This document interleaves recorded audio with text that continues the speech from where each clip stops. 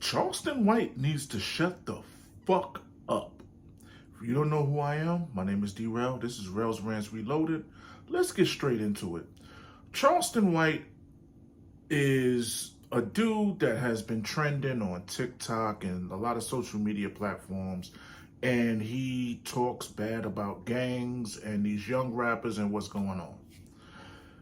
What he's saying, in a lot of words, in a lot of ways, is true, but the way that he's going about it, he is a real troll, snitch like buck dancing coon, the way he's dealing with this shit. Are there gangs out there? Yes. Are there rappers in gangs and rappers are getting murdered that are in gangs? Yes. But the way he's going about it is very disrespectful and counterproductive. He's doing this shit. I'm wondering how much he's getting paid when he does this, because you're not just going to be doing this shit if there's no monetary value involved in it. The dude looked like, an older cat, looked like he in his early 50s, one eye, looked like he used to smoke crack or some shit. One of them OG dudes that just got a real trollish opinion and don't know how to come across as a person that can keep the peace. He just want to be a disruptor. He wants to call the police on people. He wants to literally call out people that can finish him. And it's like, dude, why are you doing this? Do you have a death wish? Because at the end of the day, you could do all of this foolishness on social media and you could do all of this foolishness while the cameras are rolling. But at the end of the day, real gangsters ain't filming shit. And when it happens, it's going to happen, unfortunately. You're talking about dudes like King Von, who was a young rapper who got murdered. And you're talking about Nipsey Hussle. You got to understand, like, people love these dudes. And then you'll have their loved ones just going on their cell phone, going on YouTube, Instagram, and TikTok, and see your goofy ass talking very disrespectful about them. Like, this dude has no chill and he's got famous off of it. And at this point, nobody's touched him. I think the dude cooperates with the police, deals with the feds, whatever. I'm not a daggone person that likes gangs or people that associate with gangs. I feel that shit is some West Coast shit. And if it's on the East Coast, meaning New York, I feel it's some sucker shit because I'm from the real New York. But with that being said, it is what it is. That kind of culture then came across the daggone coast to the East Coast, to the South. You got the origins of the black street gangs, people from Mississippi, Chicago, this, that, and the third. You got your Bloods, Crips, Gangster Disciples. How I feel about them is my business. But I'm not going to go on social media unless I'm trying to look for some sort of fucking trouble and exposure and talk bad about these folks unless I want to smoke.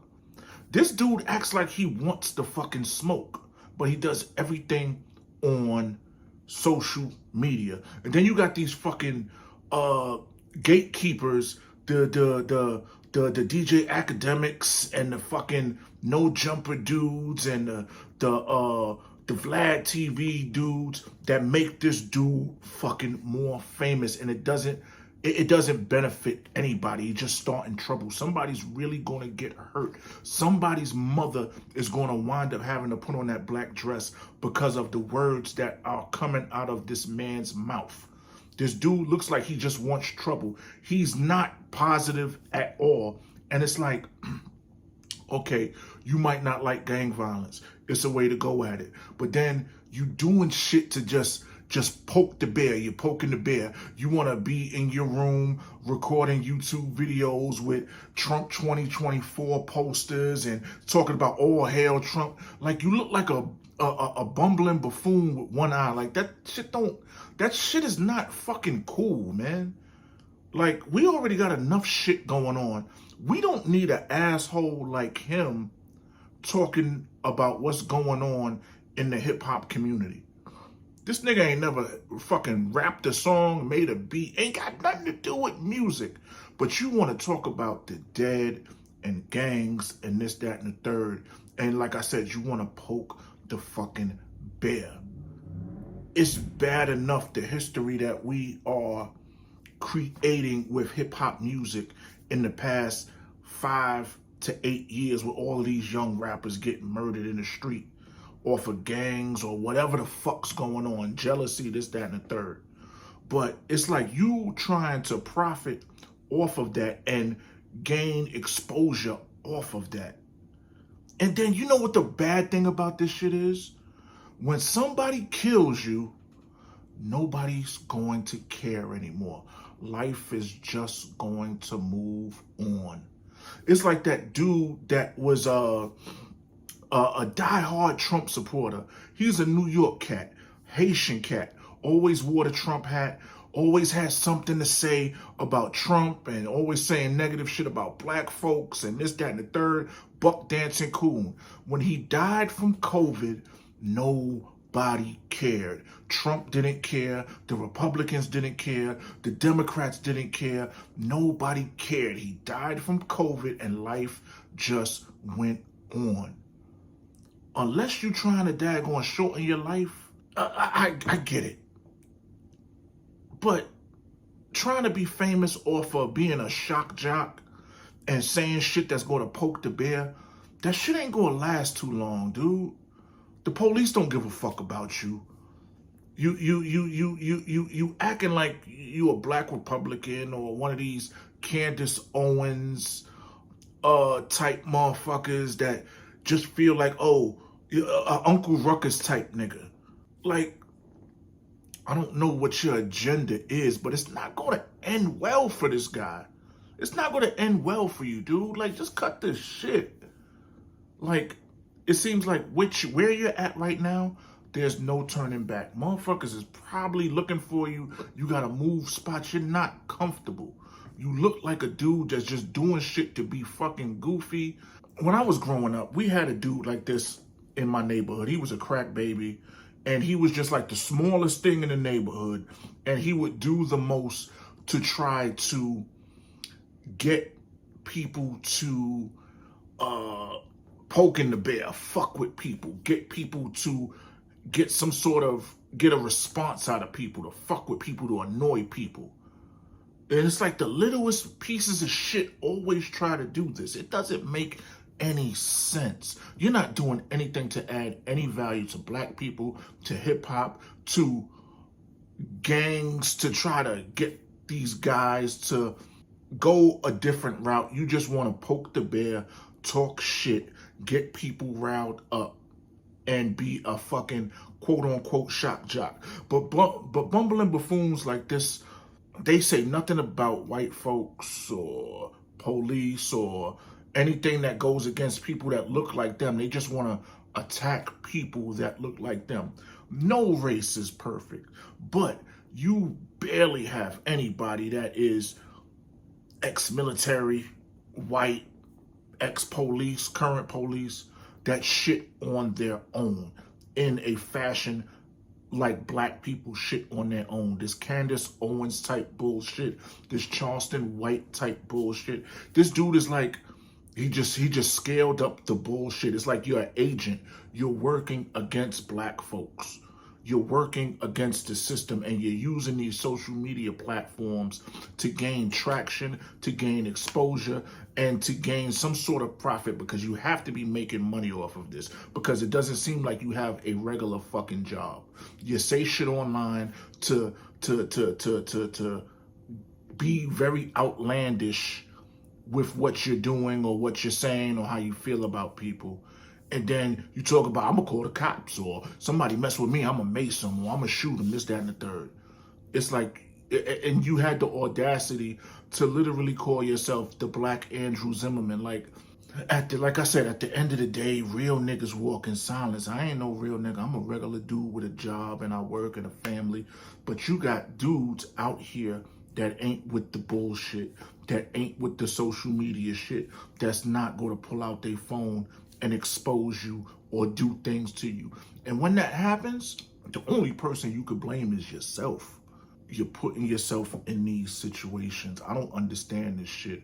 Like, this social media shit then got out of hand where people were literally clout chasing for their 15 minutes of fame. But like, when this dude's 15 minutes is up, he's going to wind up in a fucking pine box. And life is going to go on. And the only person that could be blamed for this shit is not the dudes that kill you, not the dudes you talked about, yourself.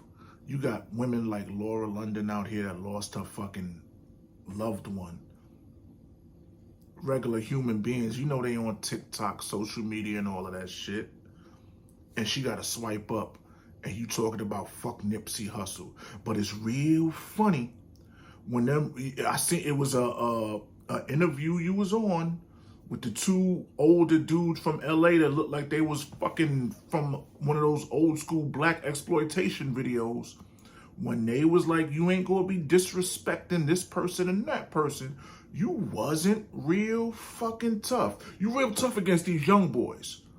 But when them OGs brought it down, like, yo, this is what it is, and we're not saying no more. We're not bringing that goofy energy. This is what it is. You wasn't really that tough. You got the fuck up and left because you know it was about to go down. Real gangsters don't do that shit. You could do this shit with these young niggas. And then the thing is, with these young niggas, you always go to have a 5% of young niggas that are out to try to gain a name for themselves, trying to prove something for themselves, trying to prove something to the gangs that you are disrespecting and talking shit about. You don't talk about the KKK. You don't talk about the Aryan Nation.